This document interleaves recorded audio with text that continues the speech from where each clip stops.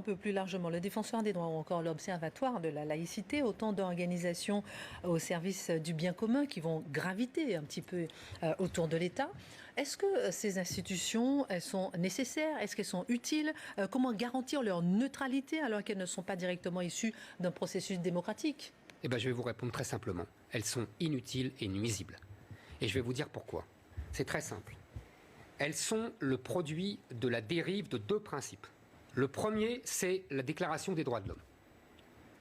On défend, on protège des droits de l'humanité, l'humanité a des droits, les hommes naissent libres et égaux en droit. Ce qu'on a oublié, c'est que les révolutionnaires de 1789 avaient dit Déclaration des droits de l'homme et du citoyen. On oublie toujours et du citoyen. Bon, parce que qu'est-ce que ça veut dire le citoyen? Ça veut dire qu'il y a l'intérêt général au-dessus. Il y a l'intérêt de la nation, l'intérêt national, qui doit contrebalancer les droits, oui, les droits de l'homme, oui, mais et du citoyen. Donc dans le cadre de la République française, de la nation. C'est ça, la Déclaration des droits de l'homme et du citoyen. La deuxième dérive, c'est l'état de droit. L'état de droit, je vous en ai parlé souvent ici, c'est normalement la protection des libertés individuelles, l'habeas corpus, etc., par le juge. Principe admirable à l'origine, depuis les Anglais, l'habeas corpus, Montesquieu, etc. Sauf qu'aujourd'hui, on n'en est plus là. Aujourd'hui, on en est à un gouvernement des juges. C'est-à-dire à un gouvernement de gens qui utilisent leur pouvoir, soi-disant au nom de la protection des droits, en vérité, pour défendre leur idéologie. Et les institutions comme celle des défenseurs des droits, c'est tout à fait ça. C'est-à-dire que c'est des gens qui ne sont pas élus, qui s'arrogent un pouvoir soi-disant au nom de la défense des droits, en fait, qui considèrent que l'État est un guichet, est un dispensateur de droits.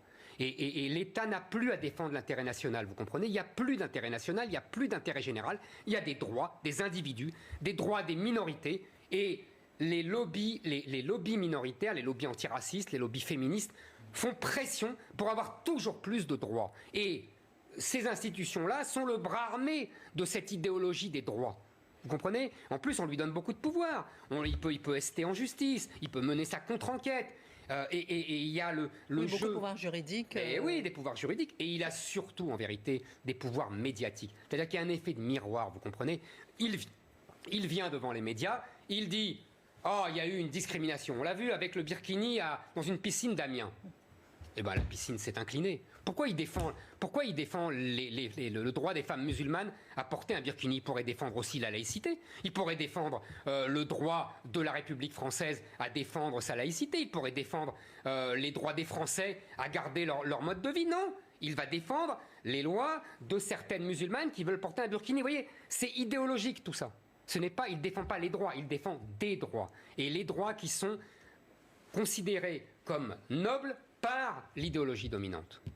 Alors, j'irai un peu dans ce sens-là, avec quelques toutes petites nuances, mais en particulier sur la laïcité, c'est vrai. Aujourd'hui, on a complètement brisé l'idée même de laïcité. On veut une laïcité positive. Ouais. Ce qui veut dire ouverte. Le mot, il n'existe plus. Ah non, mais on manie l'oxymore. Voilà. Et sur le défenseur des droits, Marc. Non, mais ça en fait partie. Mais sur le défenseur des droits, lutter contre le racisme, oui, c'est une évidence. Lutter pour que les femmes soient dans une émancipation, oui, mais que l'on catégorise, que l'on soit avec ce communautarisme que vous dénoncez, là, il y a une déviance. Il y a une déviance intellectuelle. Moi, quand je me suis retrouvé sur ce plateau il y a quelques mois à avoir une représentante d'un mouvement féministe, et j'avais l'impression que c'était un sentiment de haine. C'est-à-dire que face à elle, j'étais un individu infréquentable. Et autant je comprends qu'on se batte pour ce droit des femmes, mais le droit des femmes, oui, mais c'est le droit de l'être humain. Et c'est de la même façon, quand on lutte contre la violence, arrêtons de lutter pour une violence catégorielle, luttons contre toutes les violences. Il faut essayer d'avoir une citoyenneté et que l'on soit tous fiers de cette citoyenneté. Je crois que le plus important, c'est les droits considérés comme un guichet. C'est-à-dire que l'État n'est plus le garant de l'intérêt général, l'intérêt national.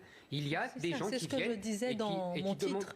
Est-ce que c'est le symbole de l'abandon par l'État de sa lutte contre la protection des droits? Non, c'est l'abandon par l'État de la défense de l'intérêt général. C'est-à-dire que l'État ne renonce à défendre l'intérêt général, à défendre l'intérêt national, et il considère que chacun a le droit de venir en disant « j'ai droit ». Ah, j'ai droit à un logement, j'ai le droit à la lutte contre la discrimination, j'ai le droit à ceci, j'ai le droit à cela. Et à ce guichet-là. C'est un guichet. Il n'y a plus de devoirs, il n'y a plus d'intérêt national, tout le monde s'en fout, chacun vient défendre ses droits. Jacques Chirac qui avait dit que la politique est un guichet. C'est une conception chiracienne, je vous ai dit, on y revient toujours là. Bon. Oui, mais est-ce que ce n'est pas une évolution normale que des droits qu'on n'a pas vraiment revendiqués lourdement par le passé, tout à coup trouvent une issue par ce bureau? En fait, il y avait une demande cachée qui maintenant se révèle. Bien sûr. Mais moi, je vous ai... C'est ce que critique Éric Zemmour, la demande. Mais non, je ne critique pas la demande. Des Je minorités. critique la faiblesse de l'État d'accepter cette demande et de céder à ces minorités. D'accord. Les minorités, vous savez, il y a toujours eu des minorités. Il y a toujours eu des lobbies. Richelieu disait pas d'État dans l'État. Ça existait déjà. Seulement, Richelieu ne rigolait pas. Il n'y avait pas un défenseur des droits. Marc Menant. Non, mais pour revenir sur ces notions de communauté qui se radicalisent. On a déjà eu des petites escarmouches entre nous. Autant je trouve que le féminisme défendu par Madame Badinter, tout ce courant où il y avait une nécessité de faire valoir les droits des femmes en général, mais sans s'opposer à l'homme. C'est-à-dire qu'aujourd'hui, il y a quelque chose qui moi, m'affole. On a le sentiment que les individus deviennent haineux s'ils ne sont pas dans la même case. Donc brisons les cases, redevenons, c'est ce que je disais il y a un instant, des citoyens, des citoyennes. Éric Zemmour. Notre désaccord avec Marc est simple. Moi, je crois à la pente glissante. C'est-à-dire Théorie réactionnaire, classique.